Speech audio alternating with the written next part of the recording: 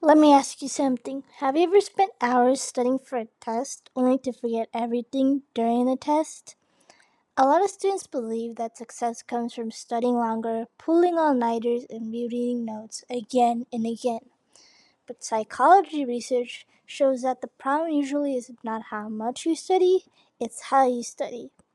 Today, I'll explain why many common study habits fail and what strategies actually help people learn more efficiently. So, why do many common study habits fail? Many students rely on methods like cramming the night before an exam, reading notes, or highlighting pages in a textbook. These strategies can feel productive because the material looks familiar, but seeing information is not the same as remembering it. This creates what psychologists call an illusion of learning. You may feel prepared because the notes look recognizable, but when it comes time to recall the information on your own, it is much harder than expected. That is why students often spend a lot of time studying but still struggle on exams. So, how do you know if you're studying effectively? Well, there's one important concept in psychology known as metacognition, which means thinking about your own thinking.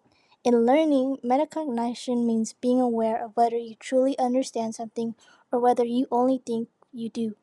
Strong learners constantly ask themselves questions like, do I actually understand this concept? Could I explain it to someone else? What am I still confused about?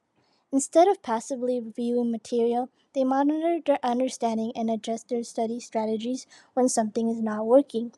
Metacognition helps students study smarter because it turns learning into an active process. So, what study strategies actually work? Research supports several study strategies that are much more effective than cramming or rereading. First is spaced repetition, also called distributed practice. Instead of studying everything in one long sessions, students review material in shorter sessions over multiple days. A recent study done by Malayan and Harwick found that spaced studying was associated with better grades and stronger self-regulation in college students. Second is retrieval practice, which means trying to remember information without looking at your notes. Examples include flashcards, practice questions, or writing down everything you remember from memory. Research by Cogliano and colleagues found that retrieval practice improved test performance and helped students better judge what they actually knew. Even though these methods feel harder, that difficulty is often what makes them effective.